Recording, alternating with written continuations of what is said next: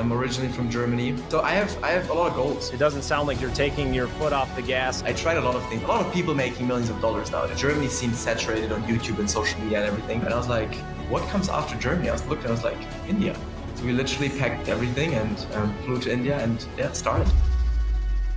How can you do it better than someone else? I wanted to get to the next level and realize be as authentic and transparent as possible. You don't need the entire world to see you and watch you and follow you. When I just started posting that and showing the stores and everything, this is how it started. You've obviously had a lot of success. You're young, living in Dubai, taking these trips, making a lot of money. This has been really insightful for me and also for our listeners. Lenny Banks, welcome to the House of Bricks.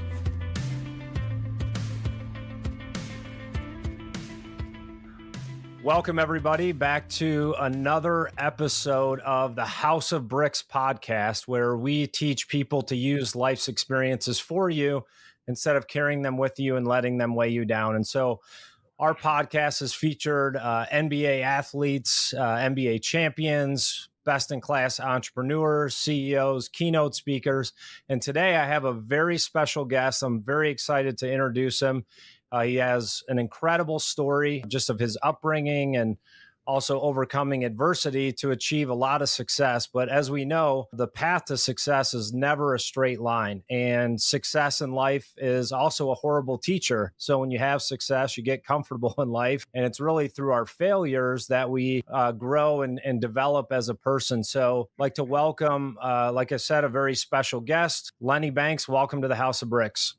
Thank you so much for having me. I'm very excited for that conversation, for sure. So tell our guests, where are you joining us from today? So I live in Dubai now. I'm originally from Germany, but I'm joining from Dubai. So I have German blood running through my veins also.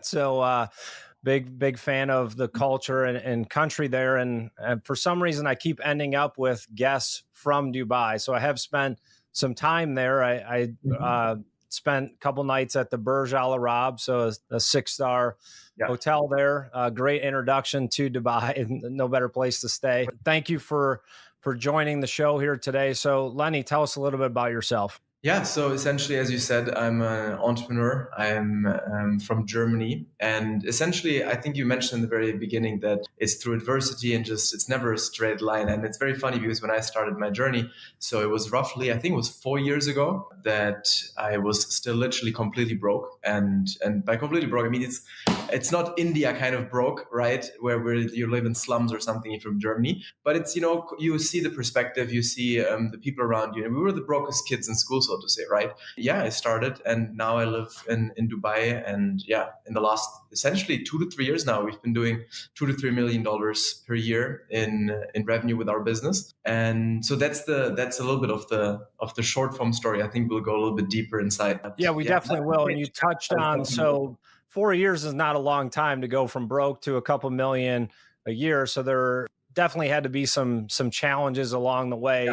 You're obviously a younger guy. When you say you were broke growing up, were you going to private school, public school? Tell us a little bit about your family life. I went to normal public school, but I'll explain because it's a very interesting thing, actually. So my parents, before I was born, were actually wealthy. They had a business and were doing quite well. And by quite well, I'm talking they were doing millions in revenue with clothing. And that essentially went bankrupt. And essentially, I lived in a city in Germany, a village, so to say, with 11,000 people. And nearly every family had like one person they knew that worked for my father and my father's company. Long story short, and there's also like bankruptcy, articles online and stuff like that about the company. But essentially, the company went bankrupt and he made some financial mistakes. For example, put all his private money into the company and his securities for the loan, etc. And also there, it's a little bit different going bankrupt in Germany versus in the US, for example. In the US, I mean, it's normal. Like what means normal? No one wants to go bankrupt, but it's more accepted. Let's put it this way, right? And in Germany, it's not at all. So my father pretty much started from scratch. And when I mean from scratch, we're not talking, he had, $1 million left or $200,000 left in the bank account or something. But for me, it was the best thing. Like I grew up, I didn't have, the silver spoon. I actually didn't even know how it is like to have money. Yeah, how it started. And then when I went to school in the beginning, I just realized like, I want to buy something. But my parents tried to never really show me that they were struggling financially, because they never made it back in the last 16 years after the bankruptcy, so to say, or 17, 18. And until my brother and I retired them now a few years ago, that was essentially the indicator where I realized, wait a second, we can't go to vacation. All the other people are going for vacation. We can't, I want to buy some stuff. I can't have the new iPhone and all of these things that came out back then, right, when I was in school. That's kind of the background. So I know as a parent, I have 4 boys, and it's funny. I started with a couple $100 in my pocket, grew it into a multi-million-dollar business. Started out of my apartment when I was 19, and it was like I was too dumb to realize the amount of risk that I was actually taking. To like, same. Okay, I'm going to take $200 and turn it into $1 million business. Like, there's no logic behind that, but I had the passion, the drive, and desire, which it sounds like you did as well. And I faced some adversity growing up as well. And it's that adversity that creates that fire and passion to do it. But then when you become a parent, you oftentimes want to keep your kids from going through difficult situations. And yet that's what made you who you are. And that's what made me who I am. So it's a very tough place to be as a parent. You want to give your kids a better opportunity than you had, have your ceiling be their floor, and they kind of build from that. So it's a very difficult balance as a parent. I've been thinking about this actually a lot. I like that you're saying this out of the perspective. I don't have any children yet, right? But I've seen my mom cry a lot because of money. And when I grew up, pretty much the main thing what I always realized was they didn't have money. They were fighting over money. My mom was crying constantly because they didn't know how to pay rent afterwards and stuff like that. And I was like, no money equals no happiness. Money equals happiness. And that was in the beginning what for me was the switch. And when you mentioned this, taking the risk, I dropped out literally a week before high school exams and was like, told my teachers I'm going to become a millionaire in the internet, having no clue what I'm going to do. But I felt like, I saw other people online on social media like yourself and, podcasts. Back then, podcast wasn't really big, at least not in my realm. But I was like, other people are doing it. I'll figure it out. I'm not stupid, but but I've had that conversation with my brother. I was like, so now, for example, I live like in downtown Dubai in a 3-story penthouse. And I was like, my parents, and I'm just 26, what happens the next 10 years? What kind of house will I live then? My children, they will never feel what I felt. And obviously it's good. I don't want my wife to cry because of money, right? Money problems. But on the other side, I don't cry for other reasons. I promise you, they'll find something. They'll always find a reason, right? Yeah. Just kidding, Vanessa. She's listening out there. That was a joke. So didn't graduate high school a week before exams. You pulled a plug there. So you're living in Germany at the time. Yeah. What brought you to India? Oh, that's a good question. Yeah, essentially now I'm in Dubai, of course. But in the beginning, so I started a few things. I tried to sell fish on events, which failed. I tried a lot of things. I tried a fitness app because I was quite fit back then, like a 6-pack and stuff like that. When I mentioned from 2019, that's when I made the first time money. But I tried, stuff before, which never really worked. And then I realized, wait a second, there was this guy in Germany and he was making a lot of money off like fitness stuff and managing other influencers. And we're talking millions of dollars back then, making millions of dollars. Nowadays, it seems like a little bit, if you're in the online business realm, a lot of people making millions of dollars nowadays, right? Of course, it's still a small portion, but if you're in that bubble, but back then, I think he was the only person in Germany online making a few $1 million a year. If this guy can do it, maybe we can model it, but maybe in a different country, because Germany seems saturated on YouTube and social media and everything. And I was like, US, of course, is maybe the first country usually with trends. In Europe and Germany comes. And I was like, what comes after Germany? I looked and I was like, India. So we literally packed everything and flew to India and started. Just took massive, imperfect, and as you mentioned before, stupid action. Stupid. We were literally so naive. And that's, in my opinion, the first lesson. Be naive. Like, if you're not naive in the very, very beginning, later on, don't be naive. But starting out, you have to be naive, in my opinion. I think it's your biggest strength. Most people are just way too realistic, because if you're realistic about how hard it's going to be, of course, then you'll not start. But I thought I'm going to be a billionaire in 4 years from starting. Like, I literally thought so. I was like, that's going to be child's play, And of course, it's bullshit, right? But it got me started. Yeah. So one of the things that I always coach entrepreneurs and CEOs, really anyone in life, is you have to make a decision. Right? Our decisions create action. That action creates feedback. And then you just continue to read and react and make progress. That is what separates those from who are successful. Yeah. We just have to make decisions. Those decisions give us feedback. They give us data. And it's not about always having the right decision. It's just making it and getting that feedback and then continuing to make progress. And it sounds like you did that. And so you moved to India, you try a couple things. What was really your first moment of success, and what type of business was that? If you'd ask me success, it would not be financial success because we started the YouTube channel. We studied YouTube like crazy. We were like, we're going to be the Logan Paul and Jake Pauls of India, right? And we're going to manage. And we know that there is a less GDP per capita and everything, right, in India, but they have a billion something people. Now it's 1.5 billion. Back then it was maybe 1.2 billion. I was like, we can make up for it, right? There was no business plan. There was just, this was our logic. I was like, okay, there's enough people. There's rich people over there. Let's figure out, right? Essentially went over and then we started and we realized I still have videos of that, which is, I'm so grateful because also another phone with a lot of memories are, it's unfortunately gone, but I still have a lot of memories left where we uploaded the first YouTube videos and nothing happened. The first few views, just our parents were like, maybe it's not as easy as we thought, right? Yeah. And of course we had pressure because we had, a little bit of our savings and my brother through, let's call it a little bit of shady money, selling weed and stuff like that. And through some sports training and that I was giving and teaching children, so to say. And yeah. So hold on a second. So you're teaching kids and your brother's selling weed. It was very different paths. Love the creativity and diversity of that. The entrepreneurship got us together, actually. We were not close. And now we're like the same person. Like we're literally like twins, closer than twins. And before we were very different. Yeah. Is he older than you or younger, or what's the age difference? 4 years. He's older, 4 years. He's older. Okay. So what's it like? Are you 50-50 partners in your business ventures or? On everything. So everything we do is literally 50-50. So for me and also my brother, so family overall, we're a small family, so to say. We of course have cousins and stuff, but we have zero contact to them. It's literally my brother, me, my mother, and my father, and so it's like my money is his money and my money is my parents' money. And I don't care. Like I retired them. I also posted it literally yesterday. There's a lot of people in my age that put so much value, specifically on social media. And I'm not saying mine is better or something. It's for me, my value. But I literally put 400 or 500 grand into my parents' freedom, health, longevity stuff, sending them to the best doctors in Munich, in Germany, etc., just to live longer, be healthier, testosterone replacement therapies, etc. Right? So yeah, that's so 50-50 now, everything with my brother, and yeah. So you start the YouTube channel. What was the next business after that? Well, it took 1.5 years or so. We pushed it to like 600,000 subscribers. Yeah, like daily uploading, just pounding, not missed a single day for 480 days or something, or 500 days. And it was editing and shooting. It was daily vlogs. It was often at like day and night. And then we realized, hey, actually the Daryl Eves contacted us. He's now the algorithm manager of Mr. Beast, the biggest YouTuber in the world. And he was like, you guys have serious potential. Come to the US. You're not making any money in India. And we were like, cool, but we don't have money to come to the US. So we were like, we need money. And then we was like, okay, coming to LA, because LA was the hub back then where all the YouTubers were. So we were like, okay, what do we need? And we were like, maybe $50,000. We're like, okay, 50 grand is enough to fly over and be safe for some time. So we made the math with the YouTube channel. Back then we were like $500 because most people were like, that's impossible. We had like 50 million views. I literally checked it. And those 1.5, 2 years, we earned $8,000 over all the views. Like it was crazy. And then that's how I stumbled into online business. I was like, this doesn't add up to the 50 grand. It's going to take forever, right? Even if we monetize 10 times better, etc. Yeah. And then I realized there's dropshipping, agency, and trading. And I decided in the beginning for dropshipping. And so you ended up moving to LA for a time, or you didn't do that? Okay.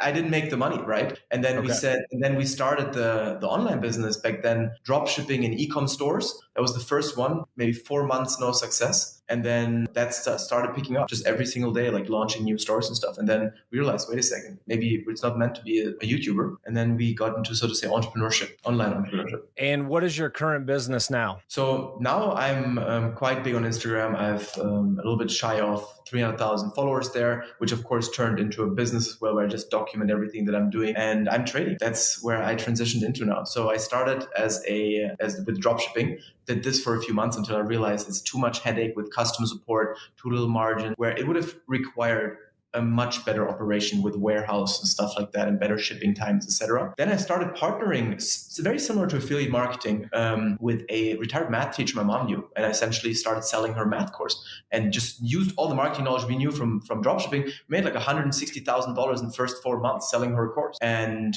it was even better than affiliate marketing because she didn't want to partner with us. She essentially sold us the rights for like $1,000 for the course. And we just said, Instagram and Facebook is what we're doing. You can keep doing Pinterest. And I was like, who the hell does use Pinterest anyway? And then it transitioned into posting those successes on Instagram. My friend actually convinced me to do it because I'm not a very big Instagrammer actually. And showing my life and everything. But then people liked seeing a young person running a business, having profits and lifestyle and traveling and stuff like that. And then this turned into a coaching business. How do you do the same thing what I do? Now I transitioned to trading because I realized there's a lot of money in this as well. And I lost a lot of in the last crypto bull run because I had no clue what I'm doing. You were along with a lot of people. So what I'm seeing here is something I also teach entrepreneurs. And for our listeners out there, you have to try a lot of different things. And there's always patterns in business that whatever industry you're in, my businesses have been in healthcare, direct marketing, mobile technology, sales coaching, and there's different patterns in business, regardless of the industry, that are the same that you can recognize and create opportunity. And it looks like you've been able to do that in different industries. Now you've locked into trading. Do you have an online course that people purchase, or are they just following you on Instagram? How are you monetizing your current business? So essentially, I told you that I was doing between 2 to 3 million a year with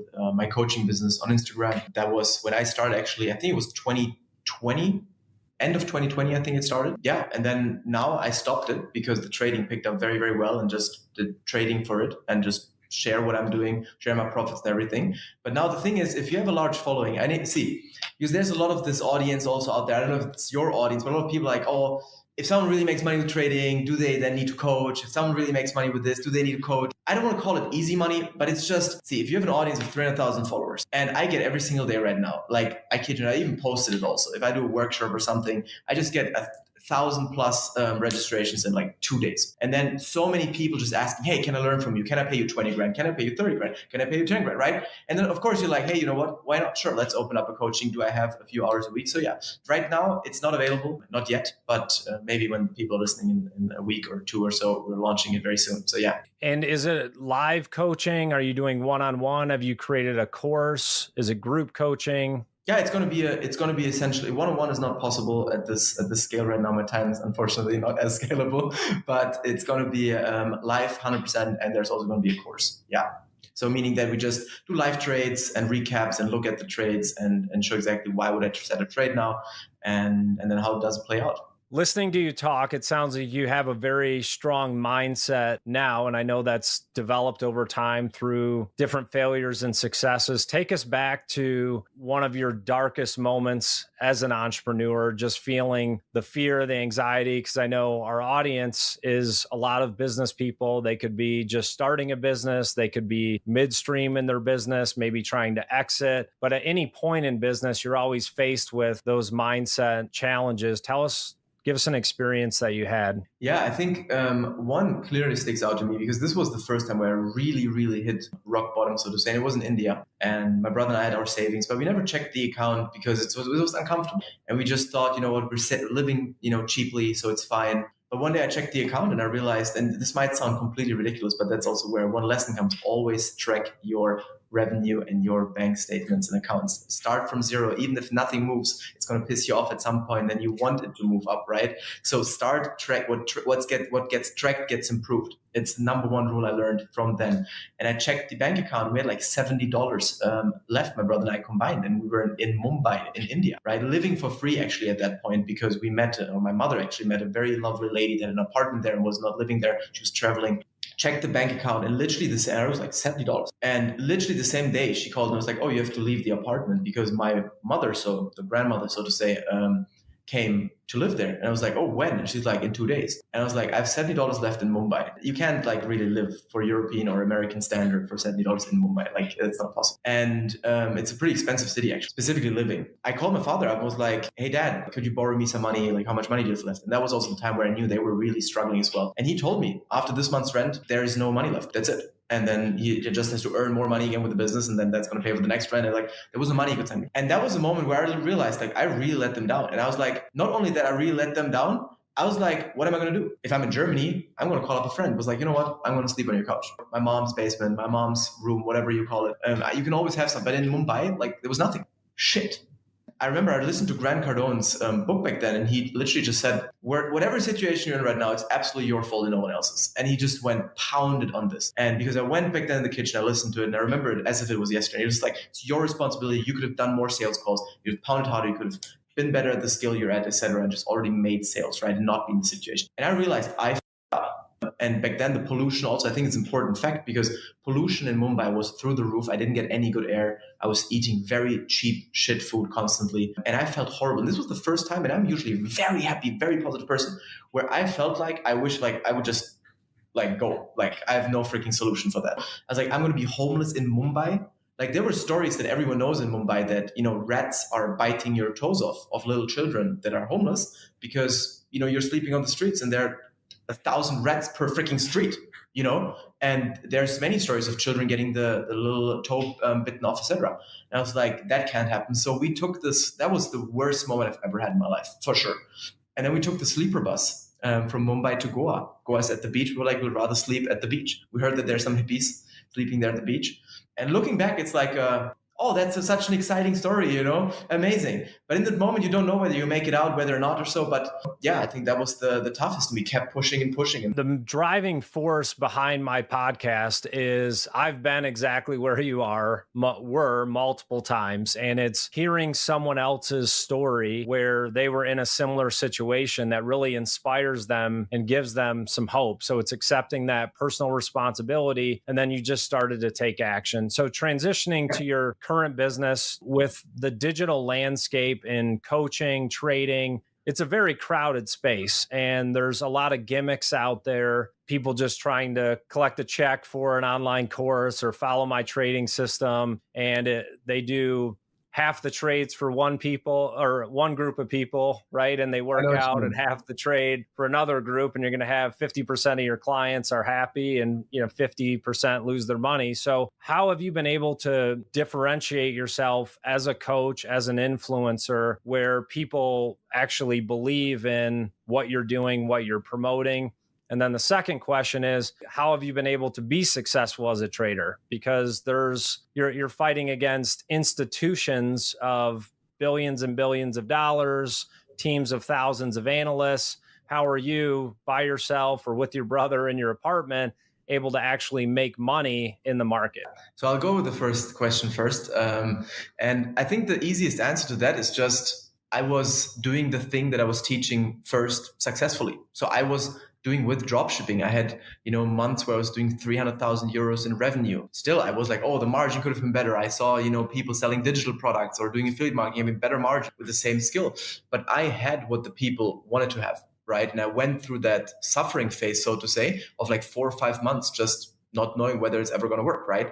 And then I had those results and those stores and those products. Yeah. And I was just able to document this transparently. And I think what most people struggle with, because you mentioned it's so crowded, I think nowadays through the internet, everything moves so fast.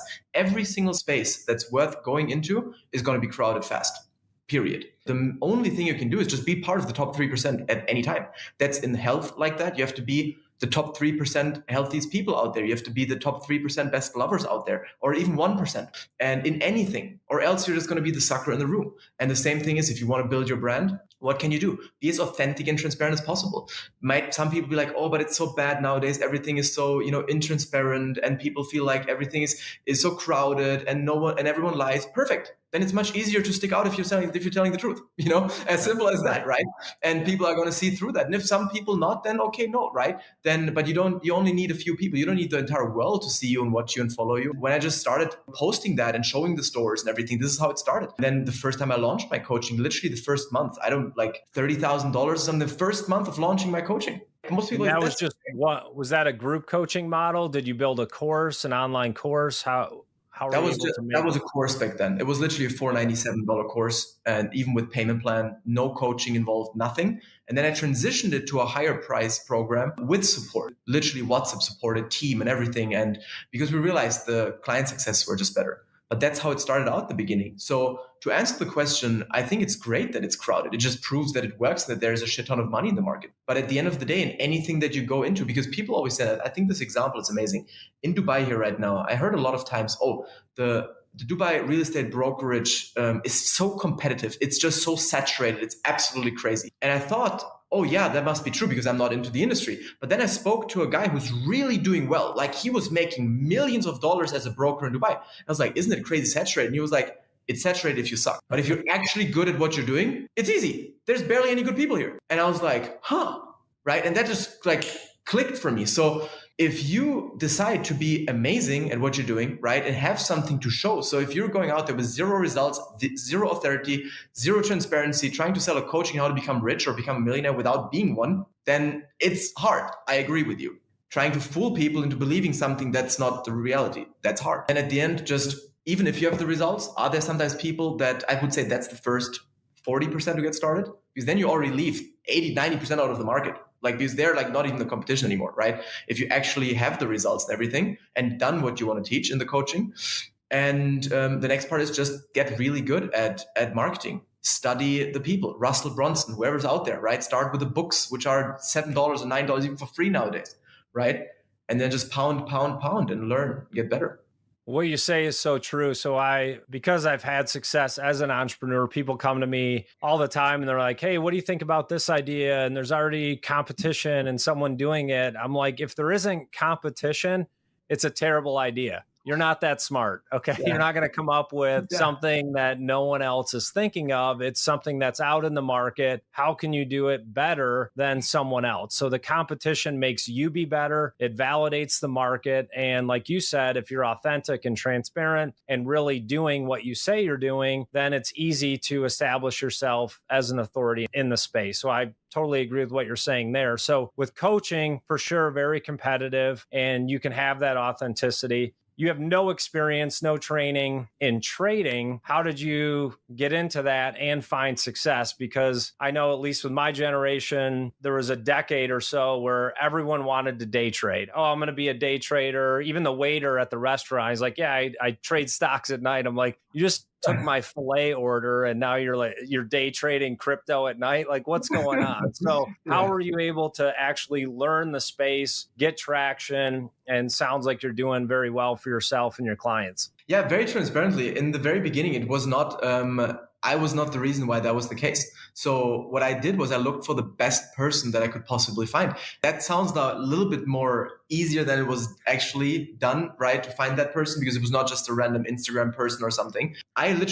Last year in summer, I was like 3 months or so in Monaco, and I met people, friends of mine, and I was invited on like a yacht and stuff. Because Monaco is like one of the richest cities and countries in the world, right? I was just the brokest person. And I looked at those yachts, and this is where it really like kicked in, because it was literally just like I transitioned a year ago. I realized I looked at the people and was like, none of these yachts are owned by people who do the business that I do, right? Because I was into service business. I'm doing very well. I'm very happy with my lifestyle and everything, but I wanted to get to the next level and realized, and I lost a lot of money. My brother and I combined actually lost $1 million in the, what means lost? We didn't sell, but that's, a lot of those coins ain't going to ever recover. Trust me. So, we put $1 million in the crypto market and had no idea what we were doing. Just FOMO, pure stupid FOMO. We were great at making money, but also there, I have to be very humble and honest. I was horrible at multiplying it. People are like, yeah, but it's not such a problem for you. But the thing is, if you have, combined with my brother, 200-300K cash flow coming in, you easily put 10, 20, 30K into some stupid project because you think it's got a 50X, right?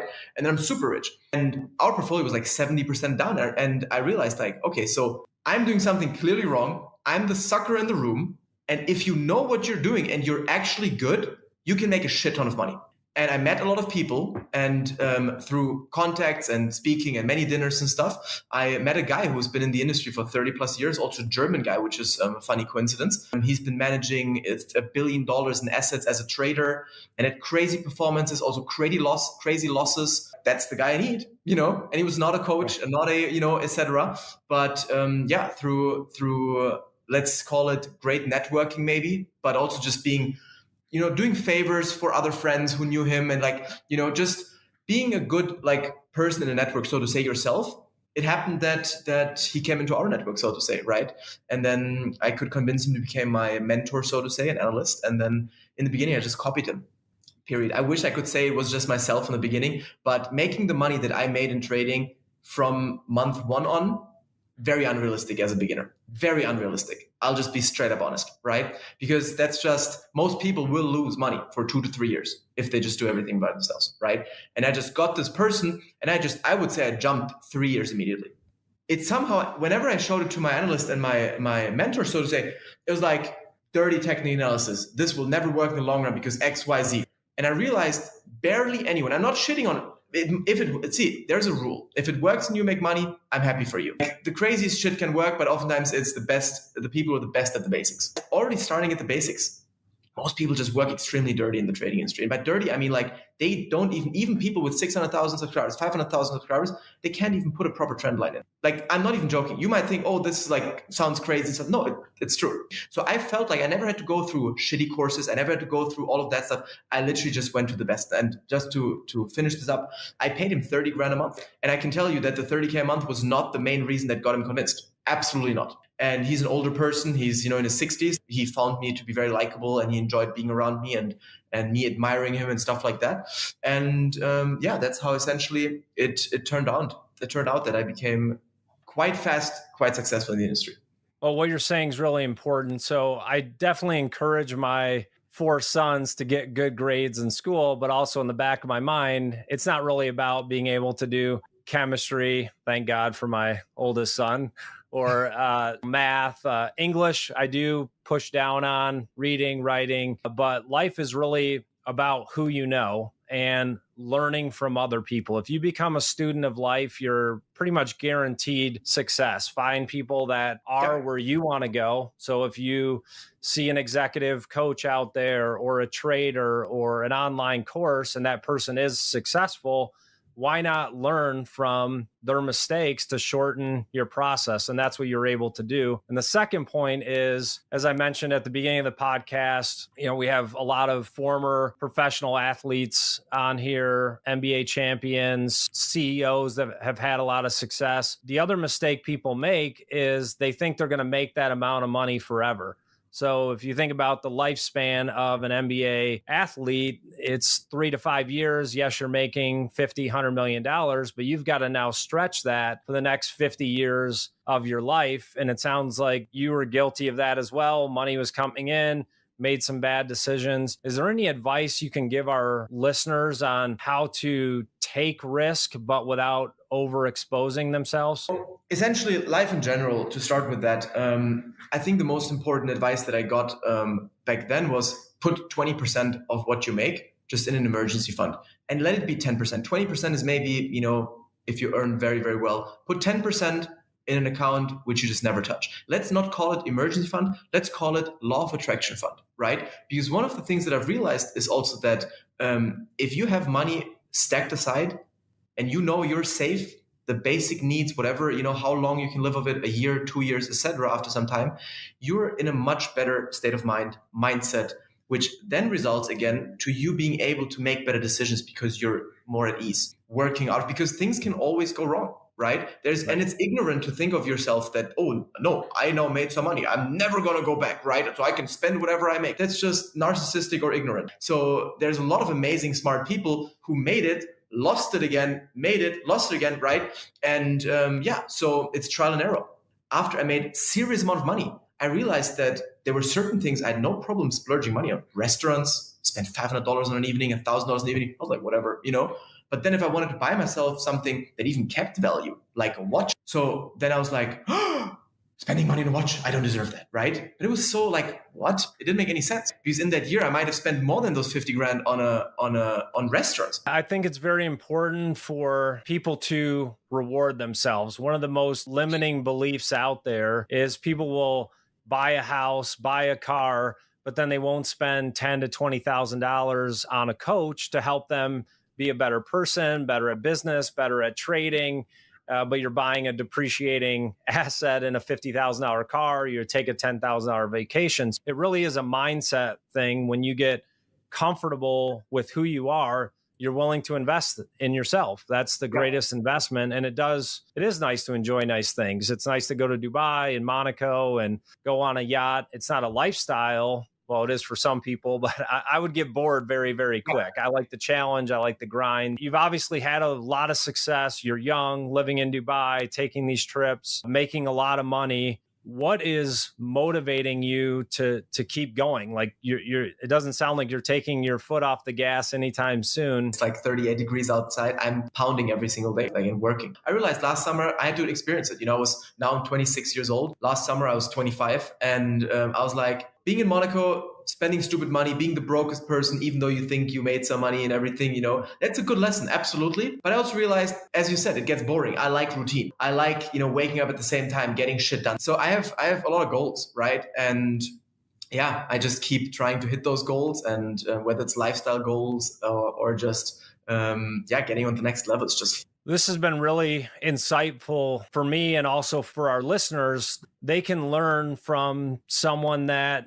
you weren't given the silver spoon. You don't have a Harvard education. You didn't invent the electric car. You didn't land on the moon, but not all of us are going to do that. And not all of us have to. You can take your situation, make the most of it, use life for you, continue to test and learn and try things. You've found your path to success, and it sounds like you have a great business. You're having a lot of success. So congrats on all of that for sure. And I can just see and hear from listening to you today is that this is just the beginning for you. So I believe very strongly you're going to 10X that. In a year or two, I'll be on your yacht in Monaco with you, and we'll be talking about the time you're on my podcast.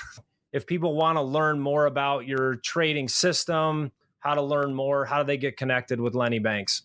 So the easiest is just on Instagram at the Lenny Banks, THE, and then Lenny Banks with double N and Y. And just follow me there. Send me an Instagram message. Congrats again on all your success. For our listeners out there, there's some great insight, both in mindset, business, just in life as well, and perspective. So thank you, Lenny, for joining the show. Thank you so much, Adam, for having me. Great conversation. Thank you. What is motivating you to keep going? Now I'm 26 years old. I live in Dubai now. I'm originally from Germany. So I have a lot of goals. It doesn't sound like you're taking your foot off the gas. I tried a lot of things. A lot of people making millions of dollars now. Germany seems saturated on YouTube and social media and everything. And I was like, what comes after Germany? I was looking, I was like, India. So we literally packed everything and flew to India and started. How can you do it better than someone else? I wanted to get to the next level and realize be as authentic and transparent as possible. You don't need the entire world to see you and watch you and follow you. When I just started posting that and showing the stores and everything, this is how it started. You've obviously had a lot of success. You're young, living in Dubai, taking these trips, making a lot of money. This has been really insightful for me and also for our listeners. Lenny Banks, welcome to the House of Bricks.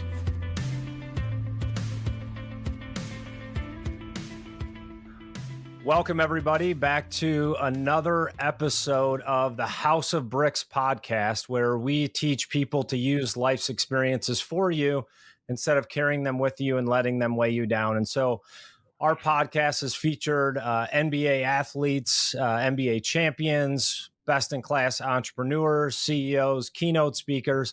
And today I have a very special guest. I'm very excited to introduce him. He has an incredible story just of his upbringing and also overcoming adversity to achieve a lot of success. But as we know,